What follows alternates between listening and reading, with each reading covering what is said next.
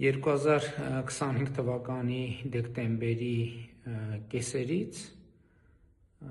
Հայաստան սկսեց ներմուծվել ադրբեջանական արտադրության բենզին եւ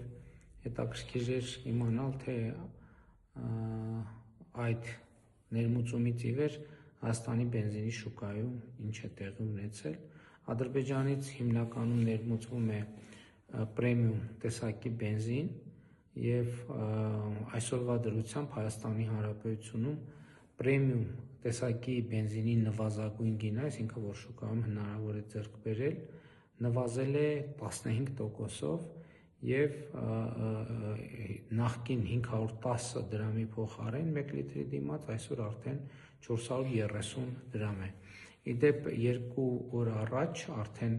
Ադրբեջանից Հայաստան են ներմուծվել նաեւ դիզվառելիք եւ դիզվառելիքի գինը արդեն այս ընթացքում նվազել է, նվազագույն գինը շուկայում նվազել է 2%-ով, նաեւ ռեգուլյար բենզինի գինն է նվազել դեկտեմբերի համեմատ մոտավորապես 8%-ով, այսինքն եթե դեկտեմբերի 11-ին ռեգուլյար բենզինի նվազագույն գինը 500 դրամ էր, հիմա 460 դրամ է։ Այս ամենը խաղաղության օրակարգի եւ խաղաղության արդյունքներն են եւ խաղաղության օգուտները, ինչպես ընդունված է ասել։ Իհարկե պետք է նաեւ ընդունել, որ այս ընթացքում Ադրբեջանում էլ, Հայաստանում էլ քննադատություն կա։ Հայաստանում ասում են, որ բենզին եք գնում եւ փողերը ուղարկում եք Ադրբեջան, որպեսզի նրանք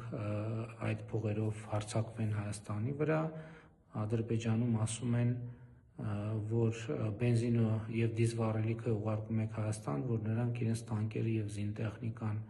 լիցքավորեն եւ հարձակվեն Ադրբեջանի վրա։ Պետք է արձանագրել, որ երկու մտահոգությունն էլ տեղին չեն, որովհետեւ Ադրբեջանի եւ Հայաստանի միջեւ խաղաղություն է հաստատված, այդ խաղաղությունը գնալով կդառնա ավելի ու ավելի ինստիտուցիոնալ եւ այդ մտահոգությունները պարզապես տեղ չունեն եւ պետք է արձանագրել նաեւ, որ նման մտայնությունները գոնե Հայաստանում հրահրում, քաջալերում են այն ընկերությունները եւ շրջանակները, ովքեր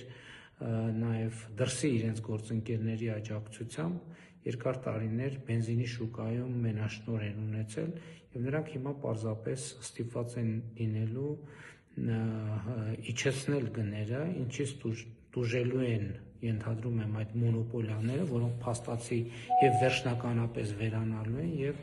օգտվելու են Հայաստանի Հանրապետության քաղաքացիները եւ սա խաղաղություն է եւ մենք պետք է